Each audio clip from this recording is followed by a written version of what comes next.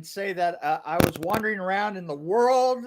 I was wandering around in the world of the interweb, and I found this weird thing called Italian Spider-Man, and I'm going to invent right. I'm going to show you who did it. It's this guy, Dario Russo. How you doing? Hello, pleasure to be here. So I've been trying to track you down for a long time. Well, I make myself difficult to find intentionally, so well done. Well, I can understand that, but you know what? I found you. It adds to the mystique. Yes, good. Yes. We Thank you. We certainly appreciate a good mystique because Lord knows nobody can ever find us. So what I want to know is what inspires you? Let's just start the show with what the hell inspired your vision of anything that you've done? What inspires you? All right. I guess if we're talking about Italian Spider-Man, that was a very intense period of discovering like Italian 60s cinema for me. So put it into context, I was at college, so I was like 20. And I was finding, I just discovered Mario Bava's Danger Diabolic. And me and one of my fellow college friends, Sam, went on a real bender of watching a lot of Bava movies, a lot of giallos, and just absorbing ourselves in that era. So I'd kind of been dabbling in retro-ish stuff for a while. I'd been making short films since high school, and they always sort of skewed towards schlock. In general, like the first short film I made was called Marsh Beast, and was about a creature that lived in a swamp and, devoured a bunch of fishermen. And then his friends went on a revenge mission to try and kill the creature, and the Cuban military got involved and that kind of thing. And, I made they do. Yeah. Yeah. I made a paper mache monster head to do all the POV shots. And so anyway, my kind of sensibilities always strayed into that area. But leading up to Italian Spider-Man, it was really this intense period of Italian movie watching. 4 Times That Night was another one. Another Bava. It was like a portmanteau movie where a bunch of short stories within the same film. Was another touchstone for the time. So that was the mission. And then it just so happened that I in my final year at college, I got the chance to shoot. We did an assignment where we all got to shoot on 16mm film. We got like a can each, and then go and do something with it. So I did Italian Spider-Man. Yeah. The image that really captured me was the first thing that I ever saw was this short, dumpy, mustached Spider-Man smoking a cigarette, and I was like, "Oh God, this is just great." He's a hero for all of us. Do you like the film The Editor? Yeah, I like the film The Editor. Yeah, those guys are fantastic. The Astron 6 crew. I have yet to show that to Mick yet, and I think he'll love it. Yeah, absolutely. Those guys are fantastic. We were lucky enough to, me and Dave met them when we went to Fantastic Fest in Austin a few years back, and we had been kind of chatting over. Those guys have got very similar sensibilities to us, and make really. Now I feel behind already. I wonder if they have like a slaps per minute record. I think Sean Connery holds that probably. Fair enough. Yeah. Yeah, but that's in real life, not in a movie. Yeah, exactly. Both fiction and non-fiction. Fiction and non-fiction. You're mixing. This is fiction. That's non-fiction. Don't mix them up. Well, I have to tell you that from my point of view of being a production designer for many years, if the beard would give you any indication of how many years, uh, having been a production designer and doing the Nightmare on Elm Streets back in the day, like 3 and 4 and all that. Not to mention the hidden. Not Well, to, like the that- hidden, the hidden. Yeah, that's a favorite for us. I can never tell. You know, the weird thing about having a career that goes as widely varied as mine did over the years is that I just can never tell what it's going to be with somebody. I'm not kidding. I was having a discussion one time with somebody, and all of a sudden they just stopped. I guess they were looking on their screen, right? And they went, "Oh my God, you did Strays."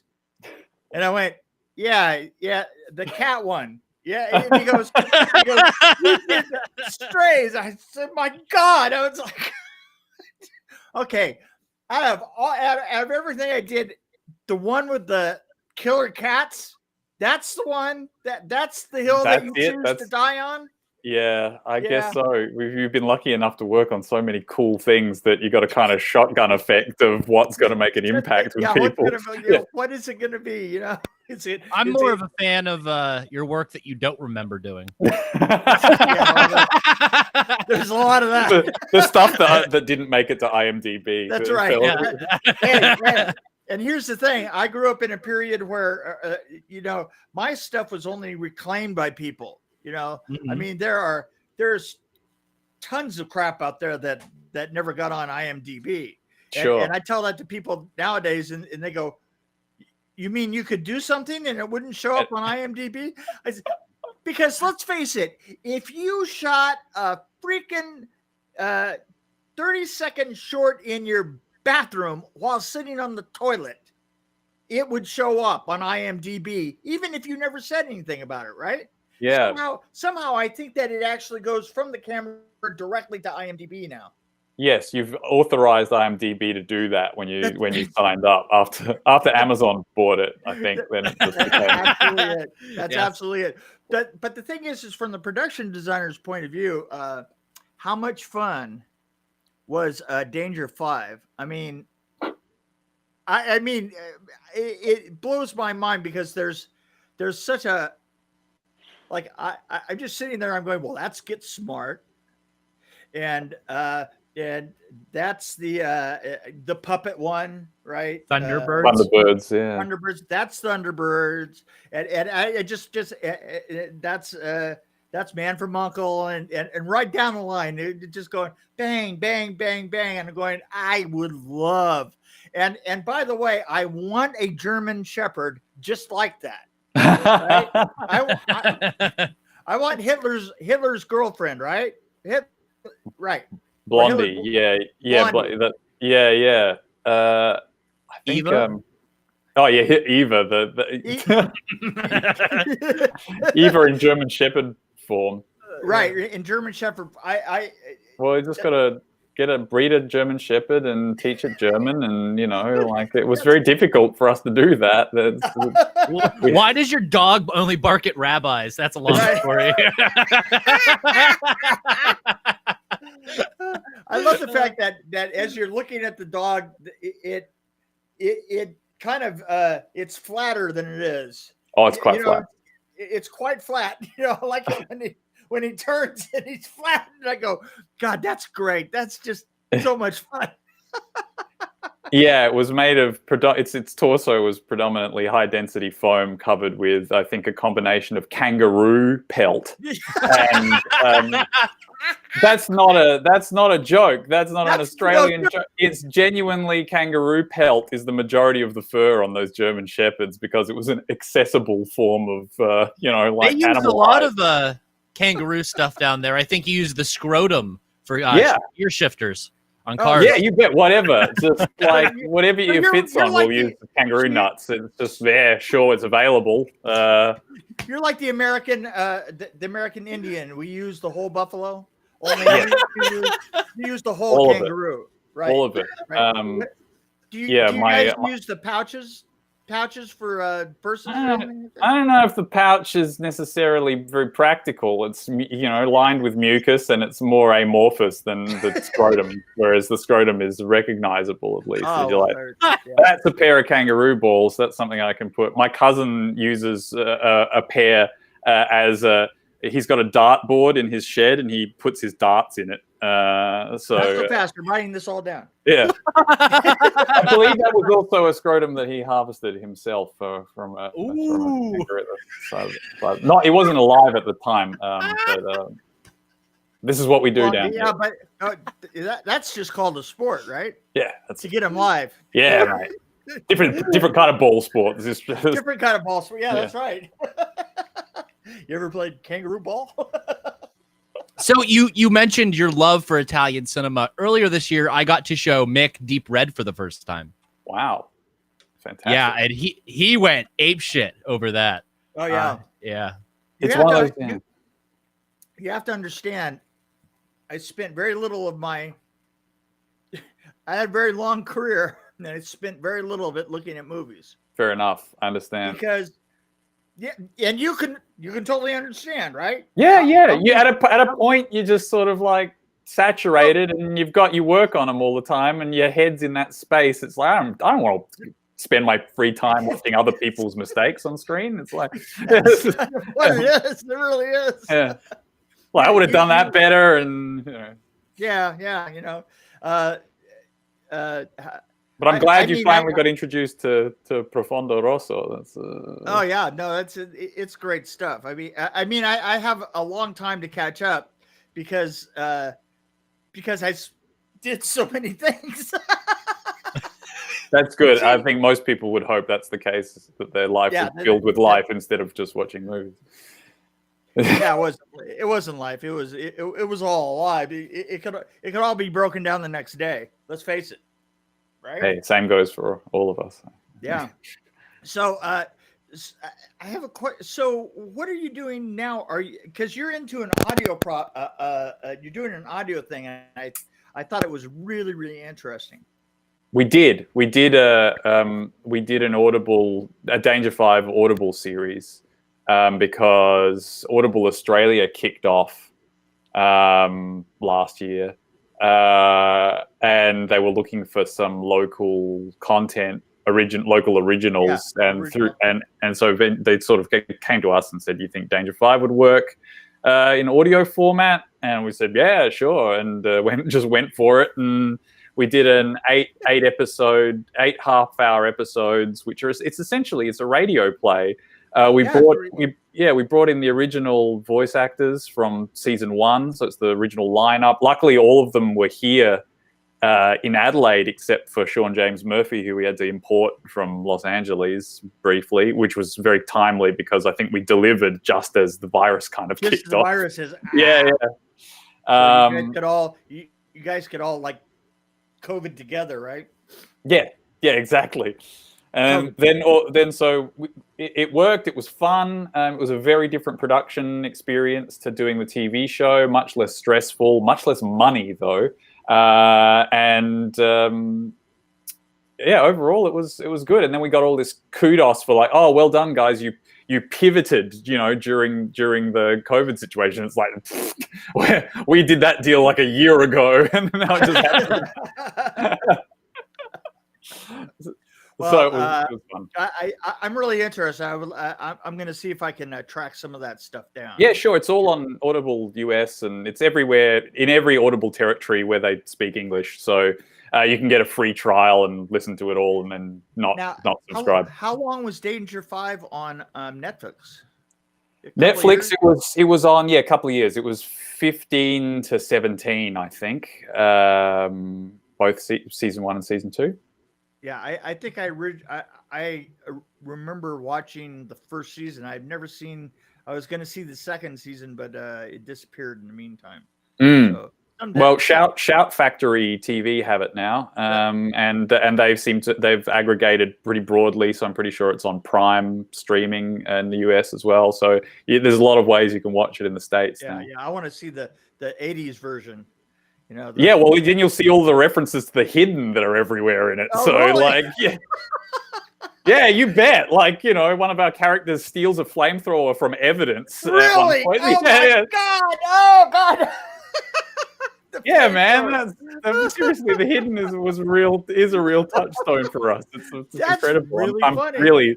I'm really in awe of the fact that and all the creature effects, the bugs coming out of the mouth. There's just so many that we used those. I actually used those clips in pitch videos I put together when we were trying to show people what we were doing with season 2. Right. Not that we could afford or had the time to do any effects that even came close to what you pulled off with some of that stuff. Can I tell you a story about the hidden that absolutely that you will absolutely appreciate? So we got up to the end and and we had, it was just before we did the final sequence in the inside of the party at the very end where he shoots the creature on the stage. And what we had done is and if you notice this, you notice that when they plant themselves and they start firing, that they're firing higher. Right. Here's and everybody does. When I say that, they go, yeah, right. Everybody was like firing up like this, right? Well, yeah. Here's what happened. We showed up for the days that we had to shoot. We shot on a stage. We shot all the we had shot plates there, and then they decided to throw the plates. For some reason, the plates didn't develop right. Okay. I don't know what it was, but so what we wound up doing is we shot it, and the instructions got mixed up. And we had the people that were running the high-speed camera. We got that group in, but we were also supposed to get a group that was going to do the referencing on a blue screen in order to set the blue screen into a new background that we also had there. And somebody goes, well, they didn't show up, so let's just put the background back here, and we'll go ahead and we'll just shoot it there. Against the background with the curtain that you brought. That's the same curtain that was in there. Right. And so it was like it sort of reminded me of Spinal Tap. Remember the thing on Spinal Tap when he draws the little tiny Stonehenge. Stonehenge, right. That's exactly what happened. We were on stage and it all went, by the end of the day, what we had done is we had filmed it not up against the blue screen that it was supposed to be against. We were supposed to film that separately. And we were supposed to film a blue screen with the creature in front of it. Got you. So you're saying there's a mismatched eye line between the flamethrower. Well, the thing is we almost had to go and completely reshoot it, but we were running out of time. And basically, it was supposed to have grown, so that it was. You get this right. It was supposed to have been against the blue screen, so that it could have grown. It could have expanded when. Oh my God! See, now do you get it? Yes. So, because nobody could believe. I mean, we were all talking about it. It's like, well, wait a minute. How are we supposed to be afraid of this thing that goes up on the stage and is 13 fucking inches tall, right? Okay, now you see it. Now you see the whole story, right? Fantastic. So then we went and we did that. And the thing is Jack Shoulder then just cut it together like that. And he says, well, it works because the ending isn't about the killing of the creature. It's more about the transfer at the end. Yeah. It's the sweet story and not the not the monster story. Got you. And he thought that in the end, well, he'd just leave it that way because because in the end it worked. And actually it always does. It does work, except for the eye lines. Except for the eye lines. Yeah, exactly. The eye lines are all, because everybody's going, ah, and it's, ah. Oh, that's incredible. That's amazing. Even the boys with a lot of money screw up, right? There's a lot to keep track of. There is a lot to keep track of, and sometimes, and especially in that case is when you're doing movies and you part all the information out. It did teach me something though. It taught me that I was going to learn more and more and more and more about everything, so that because what really bothered me is that actually happened on my watch. I mean, I was there. I was the production designer. It's not like it was my fault, but all I had to have known, if I had just known, I could have solved that in a heartbeat. Sure. And I think it mentally scarred me because from then on, I just kept learning about everything. Yeah, you have to have that bird's eye view of the whole thing. Well, I mean, as technically, it's the director's responsibility to know where everything is going to go together, and then it can't be. That's not the responsibilities.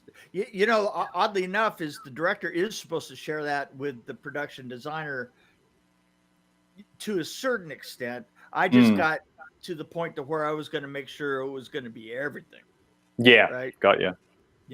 So, I think the more everybody knows about everything, the heads of departments anyway, the better for a production, because then it's the more likely people are going to catch problems that are cross-departmental, because everything is cross-departmental to a certain extent. So yeah, Hollywood's not like that. The union, the way the unions break things up is if you reach your hand over here to adjust this. They cut your hand off. Somebody breaks your knuckles. Yeah, exactly. Yeah, it's not a matter of whether it was right or wrong. It's a matter that your hand was over there. Yep. See what I'm saying? It's not a member of the right IATSE code. So boy, that's it. It gets.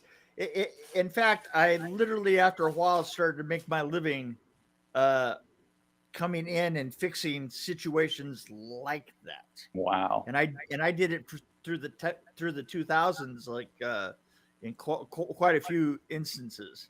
Was just hired in just specifically to stand there with a lawyer. Wow. and be the guy that goes, no, we're going to do it like this and this and this, and then while everybody's talking to the lawyer, then we actually get it done. So wow. Yeah, it was complex. Yeah, it was complex, and I'm done with that now. Fair enough. I retired for a while, and I'm going to be directing here this summer. So excellent. Yeah. Why not, right? Yeah. So I just have to say, I bow before you. I the mixture stuff on Danger Five. I mean, Italian Spider-Man tickled me, right? But it was ticklish. That was what it was. It tickled me in that special way. But I just have to say that Danger 5 is just because I was a Thunderbirds kid, just sitting in front of the TV, and I watched Thunderbirds. I loved the Thunderbirds. I loved Get Smart, Star Trek and the thing is I saw these when they were out the first time, sitting in front of a 19-inch black and white TV. Yeah. And when I saw Danger 5 and the scene, you mixed real life with the odd truly Thunderbirds backgrounds and stuff. You did it so well. I was like, wow. Thank you. It's well, it was that was a direct. I guess our headspace was still well and true. Basically, we almost got a chance to turn Italian Spider-Man into a TV show, and then that deal fell over, and we got a chance to develop something new, which ended up being Danger 5. So we kind of supercharged, and by that point we had loaded our bases with 60s shit that we really wanted to do. We just had a list, and you were just ticking it off. Right?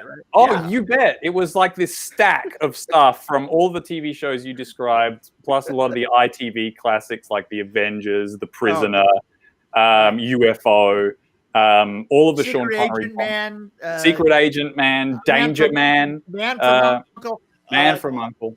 Yeah, I was trying to think of the Mission Impossible, all those. They're Yeah. all referenced and they're just like right down the line. I love Pretty it. much. It all locked in, and then we just had all this stuff we wanted to do, all the Sean Connery Bond movies. I'm a big fan of all of the 60s era Godzilla films as well, Oh, and yeah, there's yeah, a lot yeah. of stuff from the tokusatsu of that era.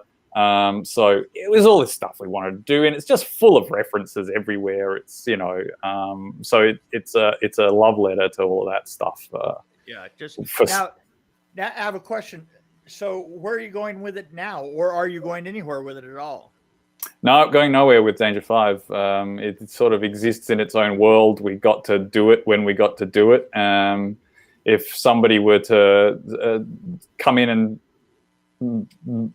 offer to commission another series, we'd have to think about it seriously, but we think we dug ourselves in such a hole with the second season in terms of ambition that we would probably only be able to do it as an animated series in this climate. We would definitely consider extending it in an animated format, but in terms of live action and the way that the TV world kind of works at the moment, I just don't think we could do it anymore. Oh yeah, well the cost, the way that the money is aligned. I'm just starting to get used to that. That production costs have come way down. So looking at a budget now is like kind of foreign to me, and you have to readjust your head for it. Yeah, and also something fundamental. So if we're just talking about half-hour TV comedy, which is the space that we're working in, to do something really high concept as a comedy project, like if it's genre and it's comedy, it's basically never live action. Right. It's almost always an animated series of some kind. If it's going to be, you have to sneak stuff into a category. See, I've always thought that if the categories are so specific, I've worked with people before, and I say, well, I'll do a project with them, and I say, well, describe the project, and they say, well, it's a comedy, only it's sort of a ghost comedy, and it's got a serious edge here on this and this and this, and you're going, yeah, you just lost money.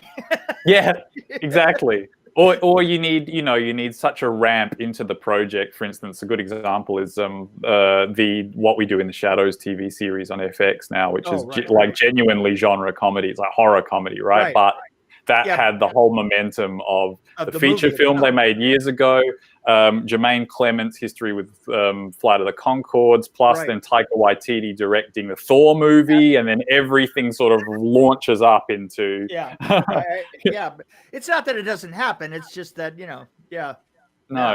So anyway, Danger 5 could still live on if more audio, maybe animated, but we've been developing new stuff for years now, and that's been our major focus. Well, there's a question. How about what do you have coming that's new that you can talk about? Not much that we can talk about. We've got a lot of projects in the works, but basically we've been working as writers pretty consistently for the last 5 years or so on mainly stuff that will never make it to screen, or living in development world. So believe me, I have had a lot of friends.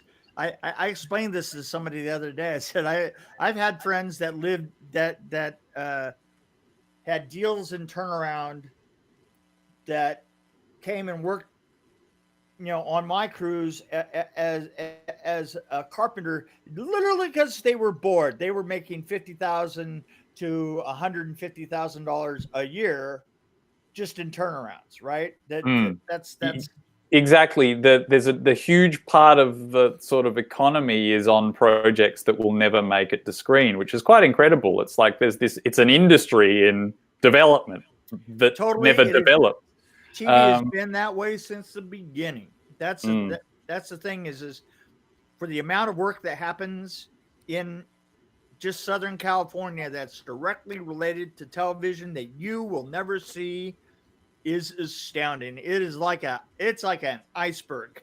You know, it's goes like all goes into the big toilet at the end of Sunset Boulevard. They're just right. It's this enormous. It's like every once in a while somebody has to go out and flush Southern California. Again. all these scripts just get purged out into the thing. Yeah. Yeah, they call it El Nino.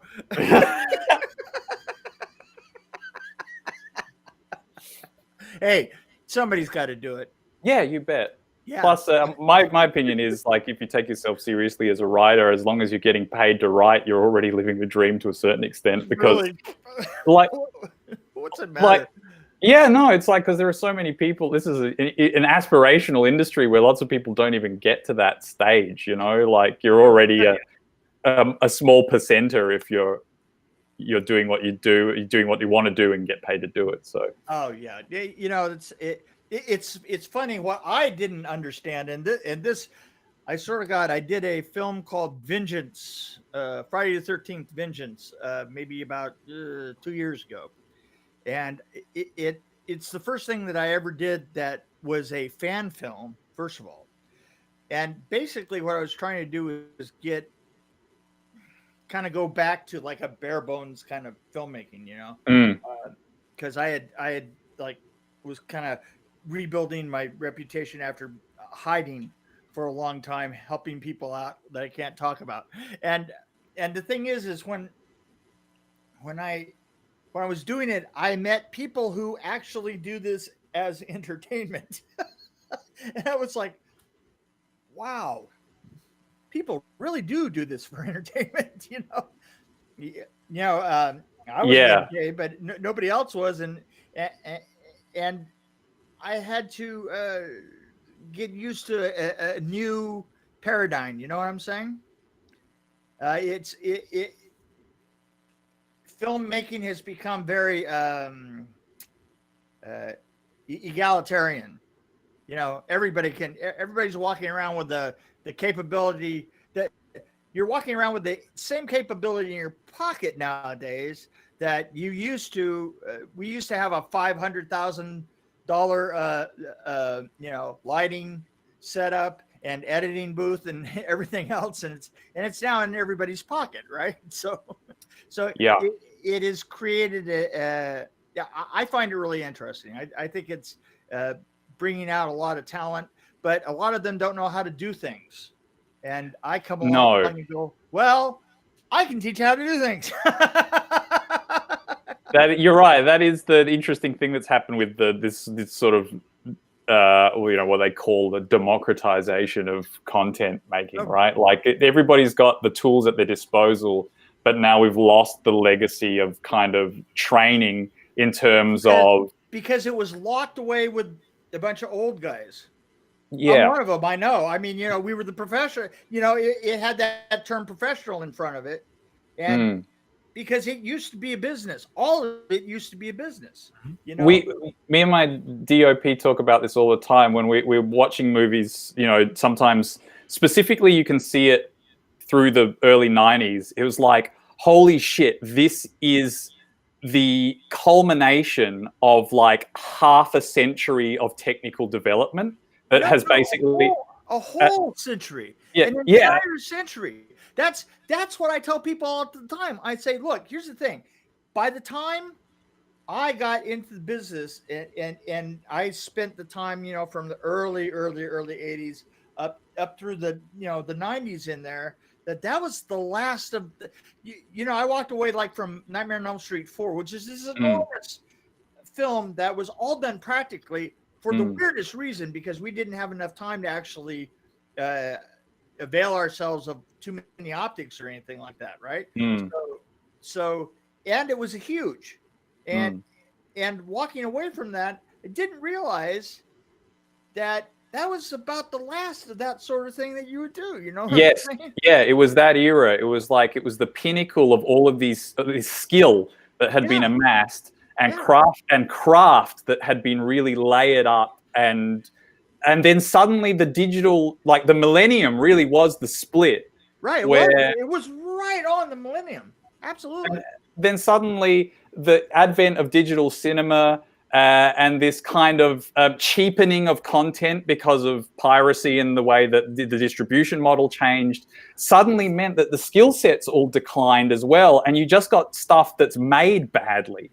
Either that, or you had everybody that was left was doing the Marvels, right? Yeah.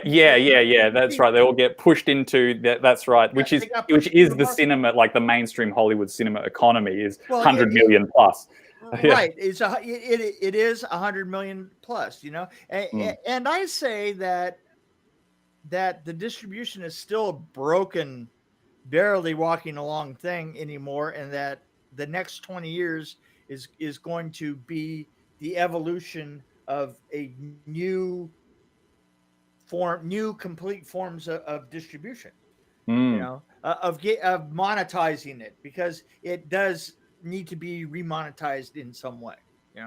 I mean, because otherwise we're just going to end up with a streaming monopoly, which is what's happening at the moment. And they're going to start driving down prices and drive it down until nobody wants to do it anymore. So, I just, I really do find it interesting, though, because in the middle of that, you still get things like What We Do in the Shadows, and you get weird motherfuckers like these guys that did Danger 5. Well, there are some perks to living at the bottom of the world. Let's put it that way. Like, where I can't I can't get rid of my outsider perspective because it's like, growing up in a place that's 17,000 kilometers away from the epicenter of show business as we know it. It's super interesting, though. I mean, What We Did in the Shadows gave us the director of what is the film that he did last year? Hunt for the Will. You mean the big one he did, or the small one he did? The Hitler. Jojo Rabbit. Jojo Rabbit. That's something that could only come from an outsider's point of view, right? Yeah, I mean, totally. I mean, I don't think that an American or a German or anybody from Europe or England could have written that script. You had to have been in a society that was just on the edge and outside of it, like a New Zealander. It's an interesting voice. It comes from out of left field, and where are we going to? The question is where are we going to keep those films and keep these people, and where are they going to come from, and how are they going to distribute? Because there's a lot of great. I think there's a lot of great stuff out there, and I'm going to make sure of it. Fair enough. Hey, listen, I have to tell you, usually at this point, I get a text message from TJ. No, you still got a good 5 minutes left. I got 5 minutes. You got a good 5 minutes left. Do me a favor. Here's what I want. I want your best story from the set of Danger 5. Come on. You got. Okay. I know you. No. You've got one that you tell. Oh yeah. I got a good one. Okay. I got a good one. I don't know if it's the best one, but it's pretty good. Season 2, which unfortunately you're yet to see. So there's a scene in season 2 where it's Pierre's birthday, and right at the end of the episode, it's the culmination. There's been a car chase. There's been all this crazy shit that's happened, and then Pierre has a sidekick called Mackenzie, who's a man with the head of a lion. Okay. And Mackenzie, right after the sort of in this denouement of all of the drama, suddenly Mackenzie says, "Happy birthday, Pierre," and he pulls out a birthday cake, right? Now we're just about to shoot this scene, and we're shooting in a reasonable sized soundstage. We've got an alleyway set that we're shooting in. There's a freaking car in it. We get to we're setting up the shot for where we've got all of Danger 5 in frame, and Mackenzie has to get the birthday cake out, and then we've hazed up the whole space, and then suddenly the production designer says, we've got to open the soundstage door, And I was like, no, we've just hazed up. We can't do that. No, he's like, yeah, but we have to open the door to get the cake in. And this is like the end of the day. I'm just Only been listening. there Like, before. I think my head is broken because this doesn't make. And there's like a normal size door as well. And he's like, no, the cake won't fit through that door. We need to open the roller door. Right. And so they open the door, and then suddenly in comes this on wheels, this multi-tiered wooden cake that's like the kind that they, in like a Billy Wilder movie, a woman would come out of. And I was like, no, it's just a cake. It's just like he just needs to be a supermarket cake with candles on it, and that's it. And it's like this was one of those things I didn't think I had to describe to the art department. Was like, it's a cake, it's got candles on it, he blows it out, cool. And somehow they went, right, biggest fucking cake in the world. Huge fucking cake. I got it. You know what they heard? Hugest fucking cake in the world. We got it. Let's do it. I think that was the mentality on that production. It's like, yeah, which makes sense because in every other respect, it's like, how do we get the most ridiculous thing we possibly can? Right. And so then somebody literally. You know what? I'm not kidding. I was sitting here thinking, well, it is Danger 5, Yeah. The one thing that didn't have to be stupid. And last shot of the day, where it's just like, fucking hell, like, somebody's got to go to the supermarket now. You know what that is, right? That's your little tiny monster. Yes. From the hidden. That's your little tiny monster. All we needed was somebody with an eye line looking at a 10-story cake. Looking at the... Why is he looking at that cake's not very... Why is he looking at the ceiling? I don't understand. Well, that's a good one. That's, you know what, that brought us full circle. I swear it did. It did. It was beautiful. Okay, there you go. I want to thank you so much, man. I have to say, just such a big fan of your stuff. I really am. Oh, thank you so much. It's a pleasure to be here. Fan of your stuff too. Ah, well, there you go. That's it's my stuff was all accidental. Everybody did, really. Yeah, just whatever. Okay, TJ, take us out, man. Okay, so that was another episode of the Rabbit Hole podcast. It's me, TJ Bowser. That's Mick Strawn. That's Dario Russo. For more content, head on over to projectlouder.net, your source for pop culture and much more. This is your host with the motherfucking most, TJ Bowser, the lady arouser, signing off. Later, guys.